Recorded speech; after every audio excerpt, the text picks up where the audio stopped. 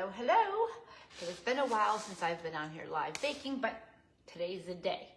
Although I normally like to do it in the morning, I have this dough that's ready to rock and roll, so I'm going to put it in my Benetton basket, and then I have to make 30 little pie doughs. So we're going to make some pie dough. We're going to get in the little pie pans. I'll show you what's going on. All right, first let me form up this dough. Actually, I think what we're going to do is give it some turns and let it ferment a little more because I want it a little livelier. Just bang it down and turn it. Bang it down and turn it. All right, we'll round that up. We'll set that aside to rise a little bit more before it goes in the basket because I feel like it needs a little bit more fermentation. Just cover it up and move it over on top. All right, so let's make some pie dough. You're gonna need 3 cups of all-purpose flour. I'm gonna grab a bag and make it easy. I really love Caputo flour. It comes from Italy. It's a bunch more expensive, but it's really nice and clean. If you can't get that, King Arthur works great too. All right, so we want 3 cups of flour. 1. Normally I would put it in another bowl and measure it out precisely, but I'm not doing that right now. 2. And because I made this dough like 1,000 times, I know what it's supposed to feel like. All right, we need a little pinch of salt. And by pinch, I mean about 1/4 teaspoon. And then we need 2½ sticks of butter. That's what makes this so yummy. All right, so we're coming up on pie season, so everybody should learn how to make pie dough from scratch. It does not take long, and it is so much better for you than what you buy in the store. Number 1, it has a lot more protein, the way I make it. It has a nice buttery flavor, and it doesn't have any of the preservatives that the store-bought one has. So, you know, what you put in is what you get out. 2½ sticks of butter. All right, we're just gonna do like that. And then we break it in. So we're gonna make it into little bits. Now you'll notice that the butter is at room temperature. Lots of recipes call for frozen butter, really cold butter, but that's too fussy for me. And I had too many pies to make when we had the bakery, so I go with nice soft butter. All right, and then we're gonna make a well in the center and just rub your hands together, get all that excess off. We're gonna add 2 eggs and 2 egg yolks. So right in the center for those 2 eggs. Now, if you're buying eggs from the farmer's market, you definitely don't want to crack them in a separate bowl. The fresher the egg, the harder it is to crack cleanly. So we're gonna crack these right into this measuring cup because these I only need the yolks. And I will use the whites for something else. All right, we're gonna grab those yolks. And if you get a little bit of the white, it's not a big deal, but the yolk is where it's at. All right, so now we have 3 cups of flour, 2½ sticks of butter, a pinch of salt, 2 eggs, 2 whole eggs, and 2 egg yolks. Now, I'm just gonna toss it together. All right, breaking up the yolk with my thumb. This is how we make sure we don't overwork the dough. We work quickly, get it all incorporated, and then I just push it through my fingers, And then once I've got large particles, I just rub my hands together again, get all that excess off of there. And then I'm gonna take the heel of my hand, I'm gonna push everything to one side and mush it down, mush, mush, mush. And I turn the bowl. So what's happening is that butter is elongating, giving that nice flakiness to the crust. All right, and just like that, our pie dough is together. Now, because I have 30 of these to make, and I know that it takes like a dough ball to make each one, I'm gonna roll it between 2 pieces of plastic wrap that's gonna fit into these very nicely. So that when I freeze them, I just went ahead, when I freeze them, they look like that. So we've got plastic wrap on top of the pie dough, on top of that. And when I bake them, I'm gonna bake them blind, which means by themselves, no filling in them. So I'll put an empty one on top to keep it from sliding down or bubbling up. So I don't need them until Friday, so I will bake them Thursday night. I'll lay them all on a sheet tray, bake all the crust together, and then make all the pecan filling, because these are Southern pecan pies, for the show Much Ado About Nothing, which is a Shakespeare show. So if you've never heard of it, that's what it is. But because my daughter likes to do a challenge, it's going to have a little Southern flair, which is why we're doing Southern pecan pies. So you'll see I'm making little dough balls. I try and keep them about the same size, which is about a fingerful, you know, like a fistful of dough.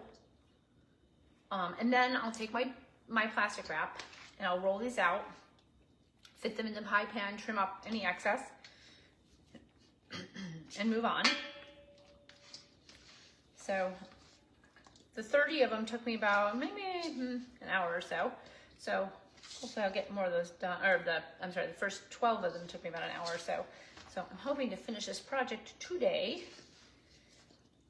But the thing is, I use this dough for everything. I use it for sweet fillings, I use it for fruit pies, and all the good stuff. Now, when I make a hand pie or a crostata, I use a sweet dough that has sugar in it, so that it's a little bit more sturdy, because this is a little more flaky.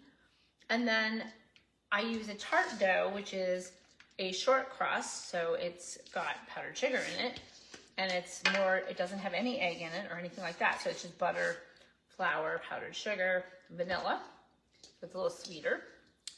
So different crust for different things. Okay, there's our dough balls. I'm gonna clean up my work surface here. I'll wash my hands 1 second. I'll be back in a second. Gotta keep it clean.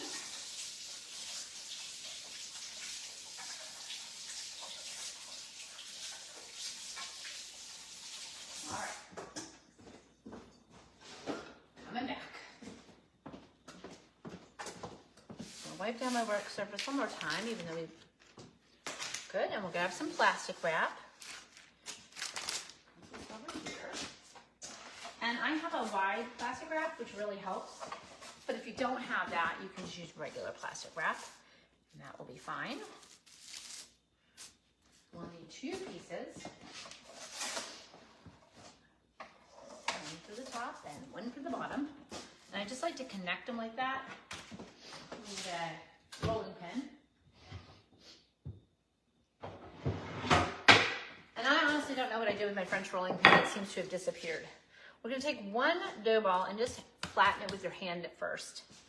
And then you're gonna flip this piece over here like that. You're just gonna give it a little gentle roll. Back and forth, back and forth. Let me get a quarter turn, back and forth, back and forth.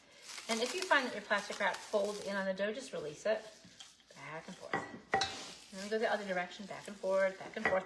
Don't worry if it's not round. It's not a big deal, because you're just gonna fit the pan to the dough and you're gonna wipe off the excess, so it doesn't really matter. So once you've got it about yay big, so you've got this much around, you're good to go. Then we take off the top layer.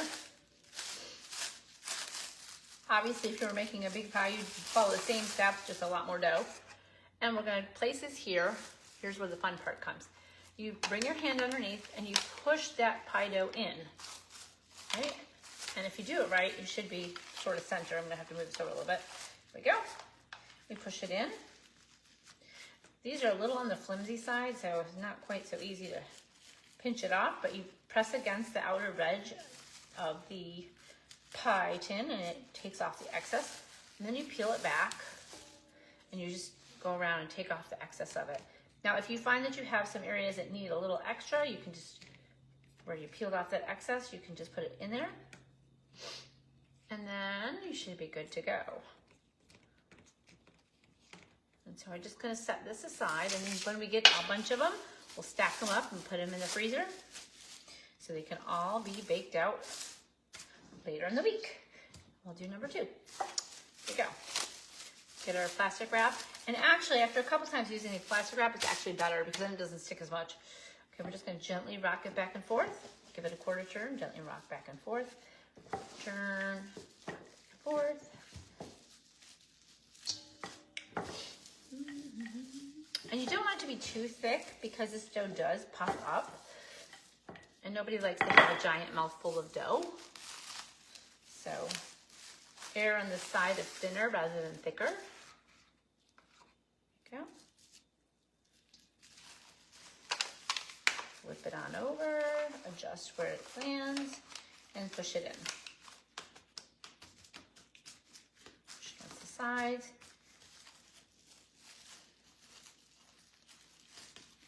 And just release that plastic wrap. Try not to rip it off like I just did.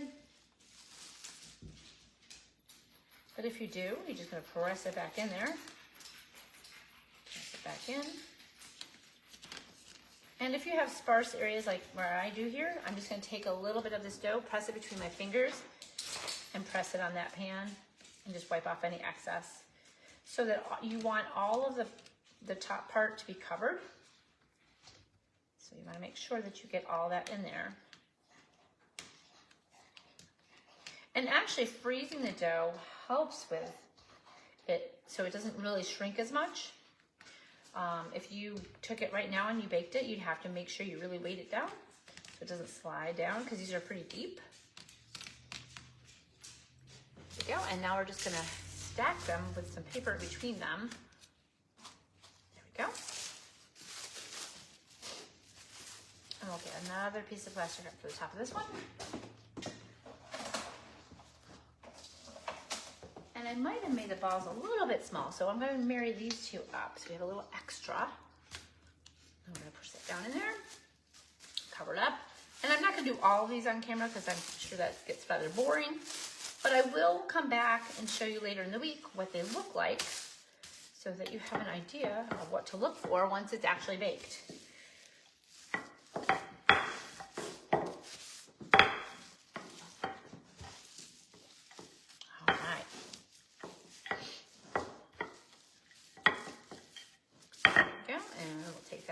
This will be the last one we do together, and then I'll rock and roll the rest of these out of there. But I hope I've inspired you to make your own pie dough and get ready for the pie season. It's the best. So much fun. Even though, unfortunately, I can't eat them anymore, I do really enjoy the process of making them and sharing them. So, you know, it's a good process. I really like it. I love to bake with my grandkids. I think it's such a lost art. I think it's really important to teach to the younger generations, which is why I do the classes, because I really want kids to learn how to do things from scratch. I think it's really important. All right, so actually, this is gonna go on this stack over here. I'll put this guy in here like that. We'll fold it on over for the next one. You don't want too much plastic wrap on here. There we go. All right, well, I'm going to continue until I get all 30 of them done. So I'll probably use this batch and then the next batch. And then you'll get to see them later in the week. I hope it inspires you. Remember, it's 3 cups of flour, a pinch of salt, 2.5 sticks of butter, 2 whole eggs, and 2 egg yolks. That's all there is to it. You got this.